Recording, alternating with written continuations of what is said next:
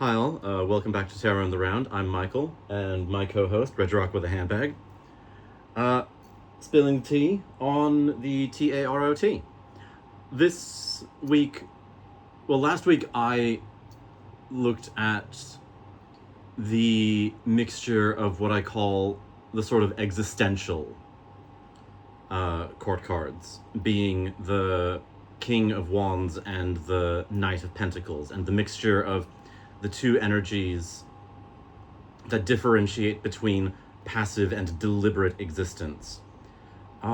This week, I want to take one more step around the wheel and look at the two deliberate suits and how those two energies interact with each other, being the deliberate existence of the wands and the deliberate abstraction of swords. Now, I want to preface this and get this out of my head right now, because when I start thinking about the mixture of thought and action, all I can see in my head is, and the show has not aged well, this is not an endorsement, but there's this one episode of Friends where Monica is in charge of the Thanksgiving dinner, and she starts asking for help, even though she's kicked everyone out of the kitchen. And I think it's Rachel who asks, I thought you had a plan. And Monica says, I did plan. And I planned, and I planned, and I planned. It turns out I didn't actually plan enough time to do anything. And that, to me, is that perfect example of thoughts and actions stepping on each other instead of helping each other step forward. Now, first of all, I would like to thank my brilliant partner for the frames, which have been an absolute godsend through all of this. Love you. So, at the two extremes are the Knight of Wands, the pure, deliberate action, that pure movement of one's existence. And on the other side of the extreme is the Page of Swords, that pure sword energy. And I do apologize for it being crooked, but do you guys know how hard it is to put a hanky behind a card in a frame? Like, it's not easy. If anybody has a good tip for it, please let me know.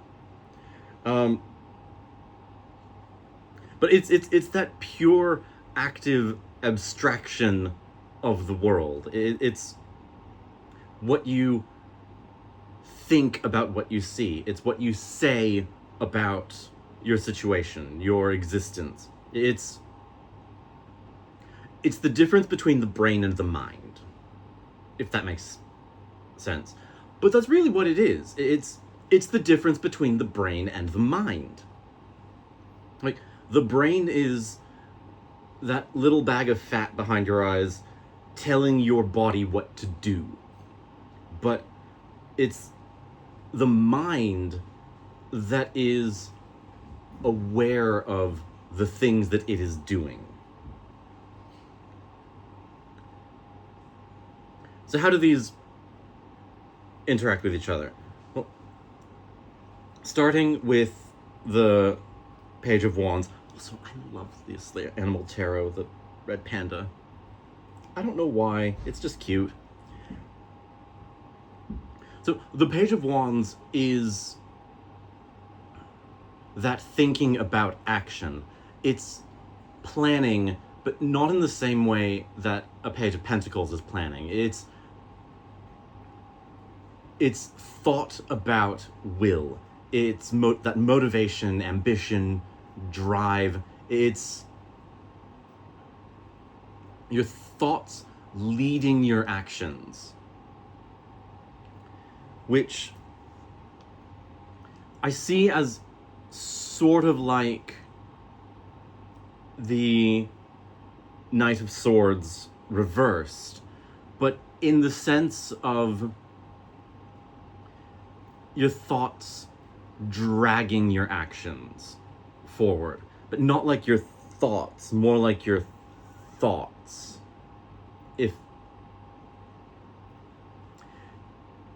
If I had, it's more like the difference between acting on intellect and acting on instinct. Like the thought makes sense after the fact.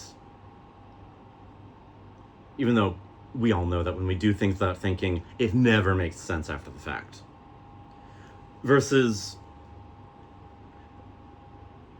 the inverted energy situation. It's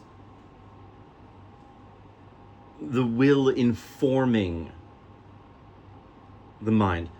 That is... Okay, no, sorry, strike that, reverse it. It's the will leading the mind. And that is the difference between the Knight of Swords, which is that action,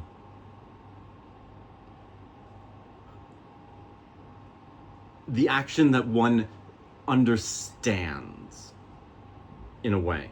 It's the plan has been made and executed.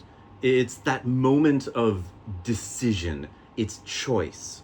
Like, that to me is sort of the pure essence of free will. If I had to sort of... If I had to compare it to something, I would compare it to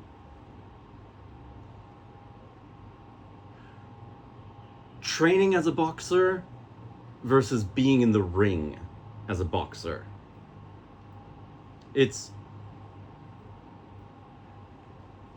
connecting the mind and the body in a way that allows the body to do what the mind tells it to in the moment. It's thoughtful, it's deliberate, but it's also creative. It's not acting on what is the way that a Knight of Pentacles is. It's acting on what could be. That is the abstraction coming through. It's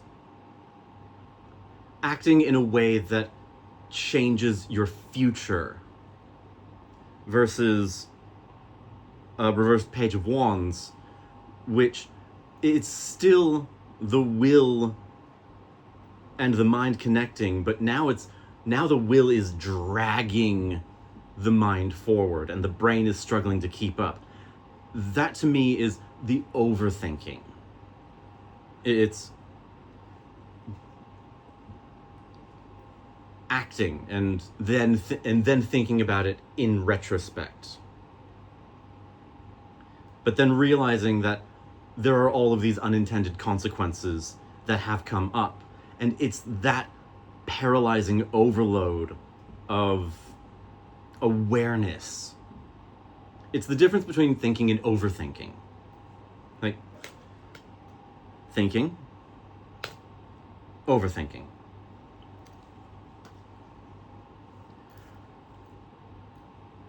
So when I look at wands and fire and swords and air, I look at them as a sort of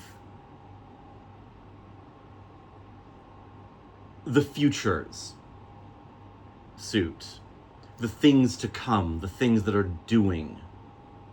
Like, it's the action reaction from the action side of it. Swords I kind of also call fast twitch emotions. Sort of like how we have fast twitch and slow twitch muscles. But fast twitch emotions I look at as things like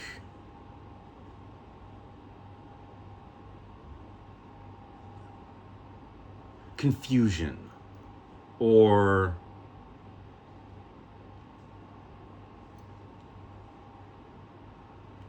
searching, curiosity. They're the feelings that we have because we choose to have them. And I'll go a little deeper into that next week when I take Swords and Cups, stick them in a blender, and see what happens. Because that's when I'll start looking at cups in isolation and what I call the sort of slow twitch emotions. But until then, thank you for letting me ramble almost incoherently, and I will see you all next week.